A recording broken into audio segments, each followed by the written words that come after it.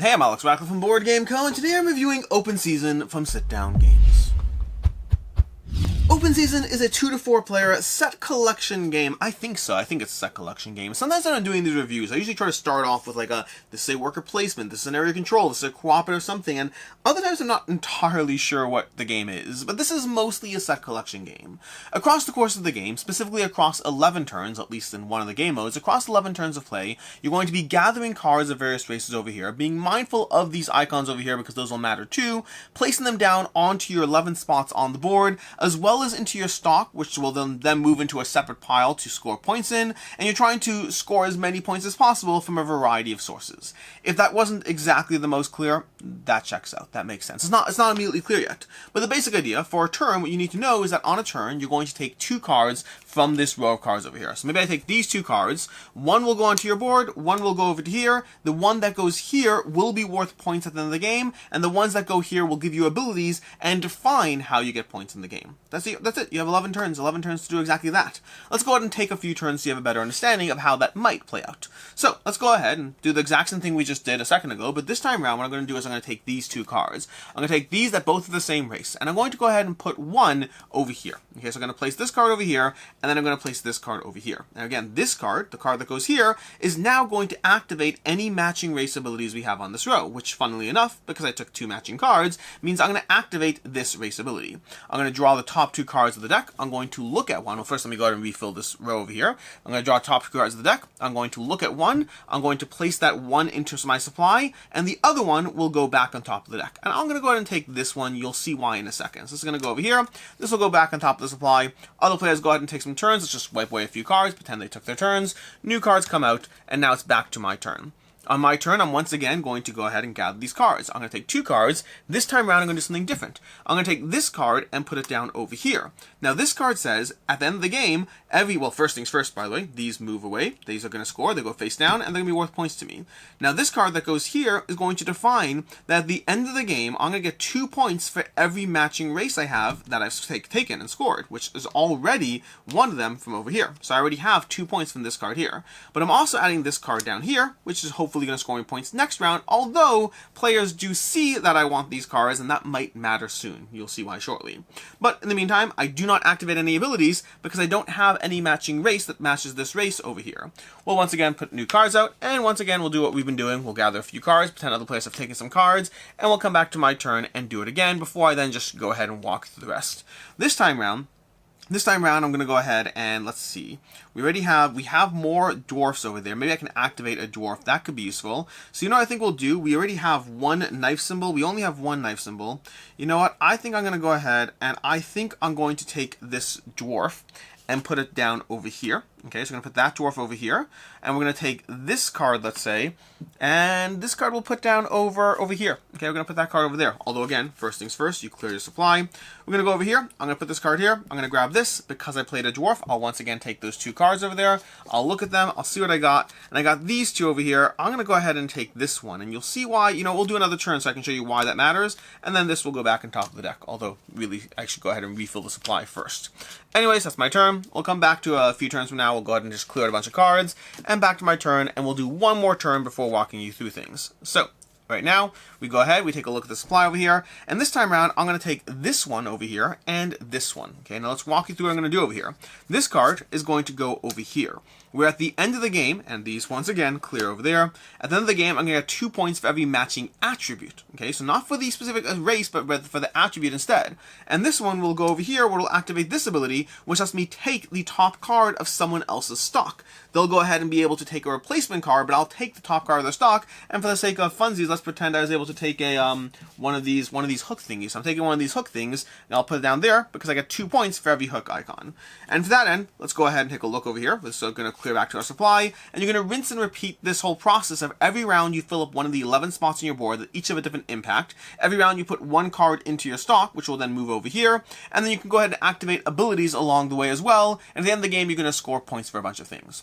So, before we get to the points and how that scores, let's just walk you through every spot on the board. This top row over here, this top row is going to give you abilities. When you have a matching race, and keep in mind there's 6 races, you can only put 4 races on this row, but when you do so, when you put a matching card in here, you can go ahead and activate those abilities. This race lets you take the top card of the top card of somebody else's stock. This one lets you draw 2 and keep 1. This lets you reserve a card from this row, and then next turn you're going to have the reserve card plus 1 more. So it's great when you have multiple cards in the row that you want.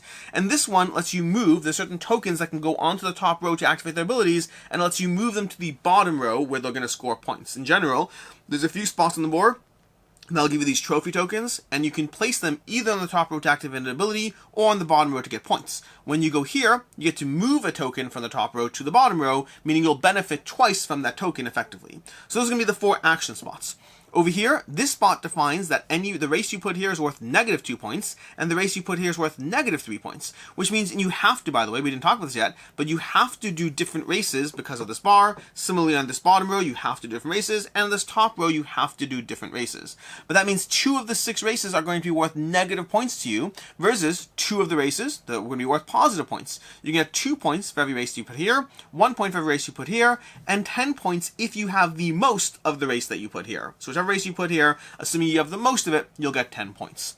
This spot over here will do nothing, and then this spot over here is going to be for the attributes. Now, a few small things to note. If you go to this spot between round 1 to 4, you'll be able to boost your end of game scoring where you get points for a set collection of the different 5 attributes in the game. If you go here, you'll get trophy tokens or an attribute token or trophy tokens depending what round you go there. And over here, if you fill up these 3 spots in rounds 3 to 6, because you can't before round 3 because, you know, just the way you're putting 3 cards out, but if you finish them before round 6, you're going to get 4 trophy tokens in the game, but also potential negative points for your least common attribute in the game. And that's going to be the whole puzzle going on here. When you place trophy tokens, when you earn these trophy tokens, if you place it on the top row, you simply activate the ability. If you place it on the bottom row, it counts as 1 more of those cards for that race, which is, well, helpful to scoring points. At the end of the game, you're going to go through a bunch of things that will give you and or lose you points. You get -5 points for every face down card, which is something that happens if you have to, if the only legal placements if the only placements that are possible are illegal because of the cards you have, because again, you can't have the same card type in certain regions, then you place cards face down. You lose -5 points for those. You'll lose points for your races of these type. You'll gain points for your races over here. You'll lose points for your least common attribute based on this. You'll gain points for your set collection. You'll gain points for your common attribute over here. You'll gain 5 points if you have the same race in these 3 zones, and that is basically how you play through one of the versions of Open Season. There's 2 other versions. The first other version, without getting too complicated, the first other version is a slightly shorter game. You're going to have 9 placements instead of 11 with some modified rules. The other one, some small modifications. The other adjustment is going to be these expert tiles over here, where every player is given a set of 7 tiles that are double-sided. So you have 14 different abilities in the game that you have access to, and you're going to pick any 4 abilities, placing them down onto the top row. Then, during the course of the game, let's pretend we go ahead and place these over here. During the course of the game, during the course of the game, if you create a lineup of the same attributes. So for example, let's say we have a crown, and we have a crown, and we have a crown. Whenever you have a column of the same attribute, you'll get to activate that ability. So you pick 4 of 14 different abilities, and if you have a matching attributes in that column, you get to activate it. In this case, you're going to pick 4 cards and keep 2, activating abilities as you go. And I think the only other note to cover is you're never allowed to take the same bonus action from on this row over here more than once per turn. So for example, if I place a dwarf down here, which then allows me to draw a dwarf, and I place the dwarf here, I can't do that ability twice. You can only ever do each ability 1 time per round, so you have your basic actions plus up to 4 bonus abilities. And that is how you play Open Season, which means it's time for the review, starting off with ease of play. I'd say the rulebook overall fairly straightforward. It's not an overly complicated game. There's not a ton going on. There's multiple modes of play. You have to learn the small adjustments around each one, but I don't think anything about this is too complicated. It's not immediately intuitive. I can't think of a exactly similar game to this, but for the most part, I'd say it's pretty straightforward as far as what it's doing, how it operates, overall a clear rulebook. Game time comes in around the 45-minute mark. You can get a fast 2-player game done in half an hour, I'm sure, and you can also probably have one that drags a bit if you're playing at a higher player counts and really taking your time, but I'd say you're probably looking at around 45 minutes for this game, 30 to 45 minutes for this game. As far as what I like, don't like, and can see others not liking, the biggest thing to start off is the fact that you kind of want to do everything first in this game. Getting your extra bonus actions out early, super important, because they're bonus actions. It lets you do more stuff, get more cards, score more points. Then again, getting Getting 3 of these done by round 6 will give you a bunch of these trophy tokens, which lets you do more stuff, get more points. Getting this done in round 1 to 4, it gives you a better score multiplier for your attribute sets. That can be great. More points. Everything in the game is all around more points. But they all have trade-offs. If you lock in your negatives too early, maybe you'll be stuck taking those cards. Maybe you want to wait, but maybe if you wait, you won't have the ability to lock in the one you want. Maybe you'll end up locking in the same race that you have too many of, invalidating the positive points you've been getting. And so there's a lot of decision trade-off as you go through the game as far as what you're trying to do. If you're playing the advanced mode, which I highly recommend, I don't know if I care as much about the 9-round mode, but if you're playing the extra bonus tiles over there, which again, I don't think you want them for your first game. I think the game is just non-intuitive enough that being thrown 14 extra, tiles to go through. I'd say if you wanted to play through these, and this is not said in the rulebook, this is my own piece of advice, if you wanted to play through these, with these in your first game, because if, like me, you're like, I always want to play the most advanced version first, because if I play the basic version, maybe I won't even like the game, and I won't try it again. So, if you want to try this game with the advanced tiles, what I recommend you do is you simply randomly, flip a bunch of tiles, choose 4 of them, and have all players choose those exact same 4, and even put them in the same column. Or if you want to be really crazy, mix up which column they go to. But I don't recommend you sit there and try to learn the 14 different abilities, so you can pick with agency those abilities before the game begins. I don't think you'll have enough of a sense. I think just take 4 random abilities, make sure everyone has the same ones, or again, you could just make them all have different ones too, but do it randomly, not with a ton of choice for your first game. And then after that, you can introduce the choosing element. Choose the abilities you think will complement your playstyle. But these give you a lot more choice and decision. These are one of the things that keep the game interesting game to game, because otherwise you're kind of playing the exact same puzzle and just trying to optimize a little bit more, and there are multiple pathways, make no mistake, but this mixes up the things that alter your decision space around which pathway might be more optimal. So I really do encourage you trying to choose these tiles and play with those tiles. I think they're overall a better experience, a better version of the game. But the general puzzle of the game is the challenging aspect of, across 11 turns, how can you get the best combination of cards that will satisfy getting as much point scoring as possible, as much ways to get, as many attribute points and set collection points and points for your races, and avoiding all these negative points and taking bonus actions and cashing in on these tiles. It's all about just pushing those levers in different ways to try to earn an extra card here, an extra point there, to be mindful of what your opponents are taking. If you see that you're going for dwarfs, then maybe I should just be a little bit more avoiding the dwarfs, because I don't want to sit there and fight over those same 2 points per dwarf if both of us are fighting for dwarfs. That's going to be a less fun game, because we're both just fighting with each other, and meanwhile Jane over there is scoring extra points because she went for the mages, and the mages no one's going for, which is much easier. So you have those little puzzles of trying to be mindful of what other players are doing just a tad, while focusing and optimizing around your own gameplay, which is an overall satisfying experience.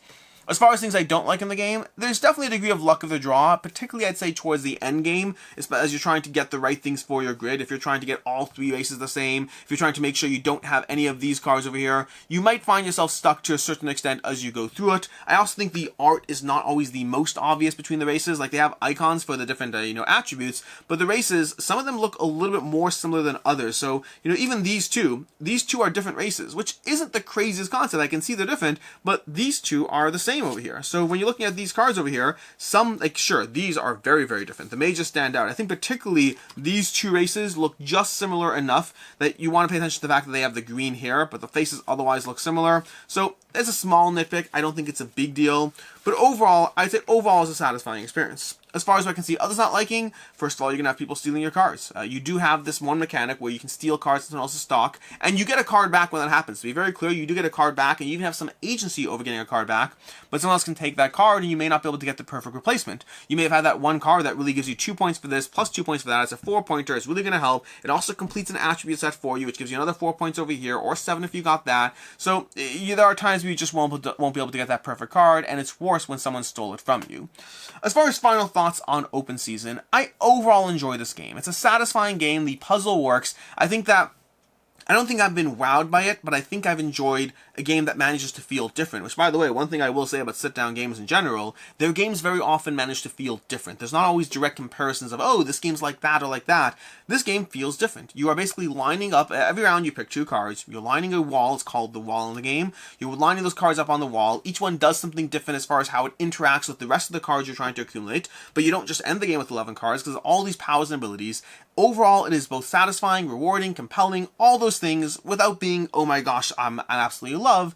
but I enjoy it. It's a fun little puzzle to try to optimize around, especially in combination with those tiles. For me, this is a 3.5 out of 5. A solid game. It does things well. I definitely recommend trying this one if you have a chance. Don't necessarily, going out and buying is a whole always different conversation, but if you have a chance to try this one and see where it lands for you, I do recommend giving it a shot. It's very different. It's not your standard.